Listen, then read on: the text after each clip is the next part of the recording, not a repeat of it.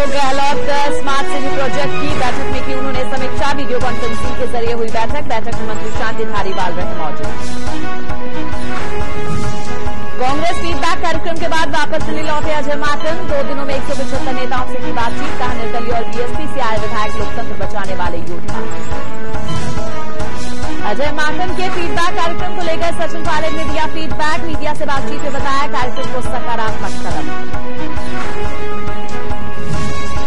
धौलपुर में राशन को लेकर 2 पक्षों में खूनी संघर्ष। 8 लोग घायल। एक अधेड़ ने इलाज के दौरान तोड़ा दम। पुलिस ने मामला दर्ज कर शुरू की कार्यवाही।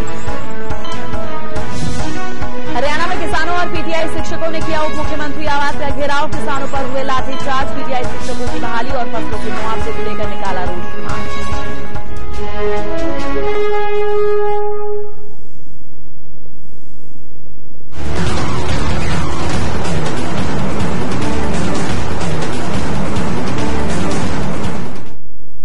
प्रणाम। सहारा समय अनुसार में आपका स्वागत है। मैं हूं आपके साथ रचना मिश्रा। चलिए करते हैं खबरों की शुरुआत। अजमेर और जयपुर संभाग की फीडबैक कार्यक्रम पूरा कर शुक्रवार को अजय माकन दिल्ली के लिए रवाना हो गए। माकन ने फीडबैक कार्यक्रम को लेकर कहा कि नेताओं का फीडबैक लिया गया है। संगठन को किसी तरीके से रिस्ट्रक्चर किया जाए, इसको लेकर जो सुझाव आए हैं उसे गांव और धाड़ी तक कैसे पहुंचाया जाए और जो सरकार की योजनाएं हैं उसका लाभ आम जनता को कैसे मिले, इस पर काम किया जा रहा है।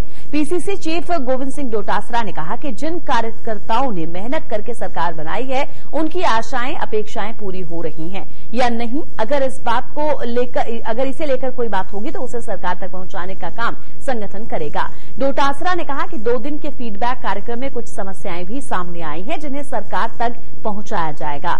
आपको बता दें कि किसानों को बिजली के बिलों में मिल रही 833 रुपए की हर महीने की छूट वसुंधरा सरकार ने जाते हुए अपने कार्यकाल में की थी, लेकिन अब वो बंद हो गई है। ऐसे में विधायकों का कहना है कि ये योजना जारी रहना चाहिए। वहीं ये भी बात निकलकर सामने आ रही है कि माकन 24 पन्नों की एक रिपोर्ट बनाकर अपने साथ लेकर गए हैं और उसे दिल्ली आला कमान के सामने रखेंगे।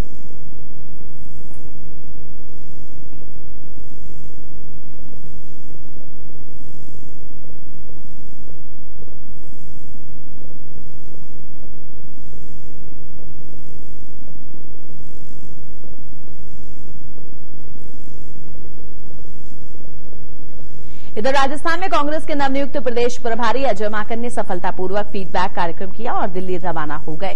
प्रदेश के पूर्व उप मुख्यमंत्री सचिन पायलट शुक्रवार को मीडिया से मुखातिब हुए।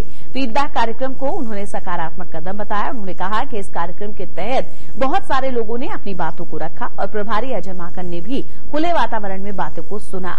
सचिन पायलट ने कहा कि फीडबैक कार्यक्रम एक अच्छी परिपाटी है। प्रभारी जी ने लोगों से मुलाकात कर बातें की, उन बातों को नोट किया। उम्मीद है कि जल्द ही एआईसीसी इस पर कार्रवाई करेगा। आपको बता दें कि अजय माकन दिल्ली के लिए रवाना हो गए और खबर ये है कि माकन अपने साथ कई पन्नों की रिपोर्ट लेकर गए जिसे वो आला कमान के सामने पेश करेंगे।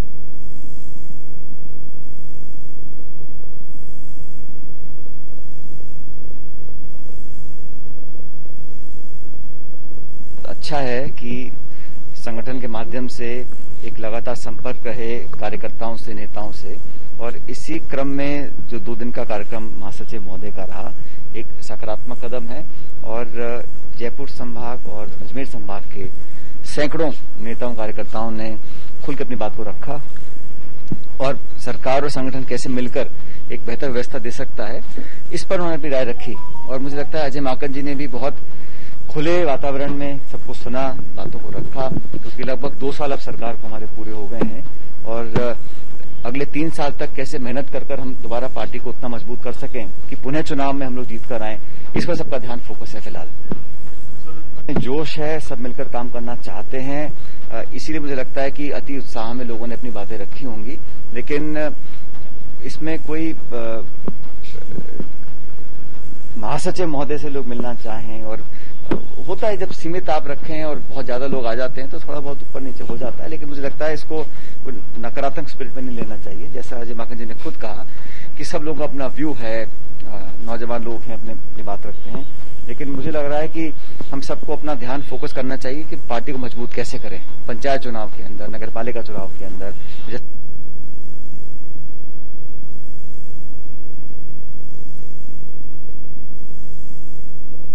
इधर सीएम गहलोत लगातार समीक्षा बैठक करके हर वर्ग को बेहतर बनाने की कोशिश कर रहे हैं। पिछले एक हफ्ते से लगातार हर विभाग की समीक्षा बैठक सीएमआर में वीडियो कॉन्फ्रेंसिंग के जरिए ली जा रही है, जहां स्मार्ट सिटी प्रोजेक्ट को लेकर बैठक हुई, जिसमें अर्बन प्रोजेक्ट पर ध्यान दिया गया। शहरों के साथ साथ गांवों को किस तरह से विकसित किया जाए, इस पर भी ध्यान दिया गया है। तो स्मार्ट सिटी प्रोजेक्ट को लेकर समीक्षा बैठक की है। आपको बता दें कि हर वर्ग को बेहतर बनाने की जो कोशिश है वो की जा रही है अशोक गहलोत की तरफ से, और पिछले एक हफ्ते से लगातार विभाग की समीक्षा बैठक सीएमआर में वीडियो कॉन्फ्रेंसिंग के जरिए हो रही है। अगर बात करें स्मार्ट सिटी प्रोजेक्ट की, तो इसको लेकर बैठक हुई, जिसमें अर्बन प्रोजेक्ट पर ध्यान दिया गया। साथ ही साथ शहरों के साथ साथ गांवों को किस तरह विकसित किया जाए, किस तरह से सभी सुविधाओं से लैस किया जाए, इसको लेकर भी चर्चा की गई। इधर राजस्थान बीजेपी में बढ़ते कोरोना के मद्देनजर संगठन में नई नियुक्तियां और प्रदेश कार्य समिति की घोषणा को लंबा खींच दिया गया है। अब पार्टी अध्यक्ष सतीश पुनिया के कोरोना संक्रमण से स्वस्थ होने के बाद ही अब इन नियुक्तियों पर कवायद शुरू होगी। हालांकि महिला और युवा मोर्चा समेत प्रदेश कार्य समिति में शामिल किए जाने वाले प्रमुख नेताओं के नामों पर मंथन शुरू हो गया है, लेकिन इनकी घोषणा में एक पखवाड़े का समय लग सकता है। हालांकि प्रदेश अध्यक्ष संगठनात्मक कार्यों को वर्चुअल मीटिंग कर निपटा रहे हैं, लेकिन नियुक्तियों का काम इस तरह हो पाना संभव नहीं है।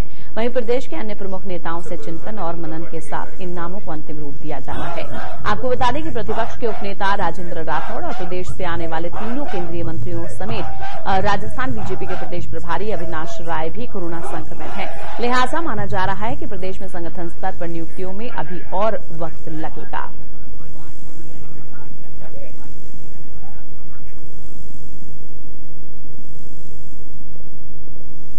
इधर चिकित्सा एवं स्वास्थ्य मंत्री डॉक्टर रघु शर्मा ने कोरोना के साथ ही प्रदेश में वर्षा से प्रभावित स्थानों पर जलभराव और मच्छर से होने वाली बीमारियों की रोकथाम और नियंत्रण के लिए स्वास्थ्य विभाग के अधिकारियों को विशेष सतर्कता बरतने के आदेश दिए हैं।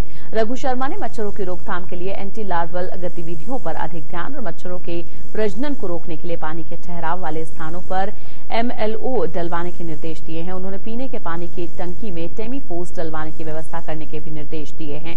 चिकित्सा मंत्री ने चिकित्सा अधिकारियों को स्प्रे का सुपरविजन सुनिश्चित करने के भी आदेश दिए।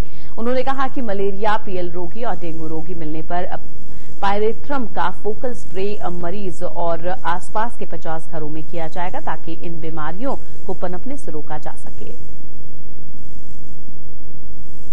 हर साल इस मौसम में, बारिश का मौसम है, मौसमी बीमारियों का प्रकोप रहता है और विभाग हमेशा तैयारी करता है उसकी। महामारी के इस दौर में भी हमने, चाहे चिकनगुनिया हो, चाहे मलेरिया हो, चाहे डेंगू हो, चाहे स्कर्ब टाइफस हो, इस तरह की मौसमी बीमारियों के लिए पर्याप्त इंतजाम किए हैं चिकित्सा विभाग ने। और ये मच्छरों को कैसे खत्म किया जाए, जहां पर पानी, तालाब हो, चाहे टांके हों, वहां पे टेमीफोस डलवाने का काम है, ताकि वहां पर मच्छर खत्म हो सकें जो ये बीमारियों का प्रकोप फैलाते हैं। इधर जोधपुर कोरोना संक्रमण के बढ़ते मामले और इलाज में कोताही बरतने की शिकायतों के बाद जिला कलेक्टर ने बीती रात महात्मा गांधी अस्पताल में स्वास्थ्य व्यवस्थाओं का औचक निरीक्षण किया। देर रात संभागीय आयुक्त और जिला कलेक्टर अधिकारियों के साथ महात्मा गांधी अस्पताल पहुंचने के बाद मेडिकल कॉलेज के अधिकारियों के साथ बैठक की गई। मीटिंग में स्वास्थ्य सुविधाओं से जुड़े अहम फैसले लिए गए। संभागीय आयुक्त समित शर्मा और जिला कलेक्टर इंद्रजीत सिंह ने प्रशासनिक अधिकारियों के साथ अस्पताल का निरीक्षण किया। संभागीय आयुक्त और जिला कलेक्टर ने कोरोना वार्ड, CCU और अन्य वार्डों के निरीक्षण के बाद नॉन कोविड और कोविड मरीजों के लिए रास्ते अलग अलग करने के निर्देश दिए। राउंड में ऑक्सीजन और लिक्विड ऑक्सीजन प्लांट को देखा और मरीजों की समस्या सुनी। संभागीय आयुक्त ने MGH में लिफ्ट के बाहर कोविड वार्ड लगाने के लिए कहा। MDH में रेफर मरीजों को भर्ती के लिए 2 घंटे तक इंतजार करना पड़ा। इसके बाद संभागीय आयुक्त ने अस्पताल के अधीक्षक से बातचीत की। उसके बाद कोविड मरीजों की वार्ड की व्यवस्थाएं देखी। स्वास्थ्य व्यवस्था ठीक न होने के कारण जिला कलेक्टर संभागीय आयुक्त से नाराज हुए और कहा कि जब अस्पताल में बेड की सुविधा है तो बेड न होने की समस्या क्यों सुनने को मिल रही है। साथ ही स्वास्थ्य व्यवस्थाओं को बेहतर करने के लिए अधिकारियों के साथ देर रात बैठक की। बैठक में मरीजों से मिली शिकायतों पर भी चर्चा की गई और कई अहम फैसले लिए गए और समस्याओं के निवारण के लिए जिला कलेक्टर ने उचित दिशा निर्देश भी दिए।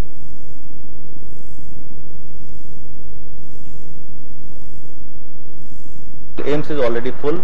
उसके बाद में जो MGH हॉस्पिटल है वो भी अपनी जो उसकी जो कैरिंग कैपेसिटी है उसका 80% तक पहुंच चुका है और जो व्यवस्थाएं हैं अब उसमें बहुत ज्यादा एक लोड आने लगा है।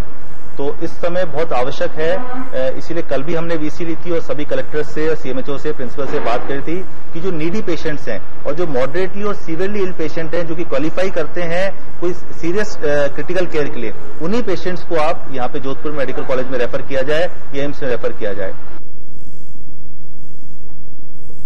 हमने हॉस्पिटल्स का राउंड लिया है और हॉस्पिटल्स के बारे में इस तरह की बात आ रही थी सामने और शिकायत आ रही थी कि वहां प्रॉपर केयर नहीं है, सीनियर डॉक्टर्स नहीं पहुंच रहे हैं, कोई ऑक्सीजन की कमी बताई जा रही थी, इस तरह की बातें जो आ रही थी।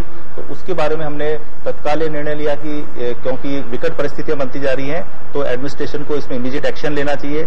इसी के तहत वहां पे राउंड लिया गया है और जो एमडीएम और एमजीएच के उम्मीद हॉस्पिटल के जो सारे डॉक्टर्स हैं, सीनियर प्रोफेसर्स हैं, हेड ऑफ द डिपार्टमेंट्स हैं, उनको सुप्रीडेंट्स को बुला करके उनकी मीटिंग ली गई है।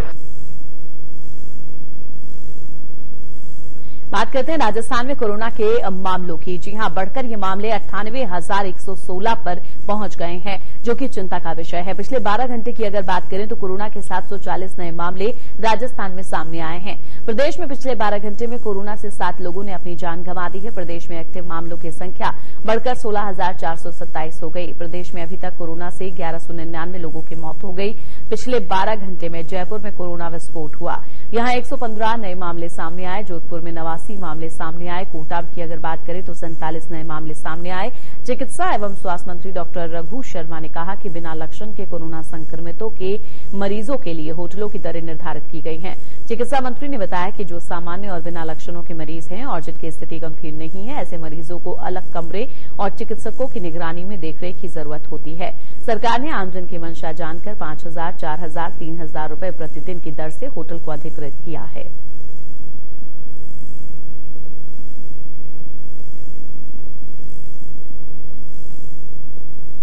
राजस्थान में कोरोना के संकट की बात करें तो लगातार मामले बढ़ते जा रहे हैं। 12 घंटे में 7 लोगों की कोरोना के चलते मौत भी हो गई है। एक्टिव मामलों की बात करें तो 16,427 यह आंकड़ा पहुंच चुका है। वहीं प्रदेश में अभी तक 1,199 लोगों की कोरोना के चलते मौत हो चुकी है।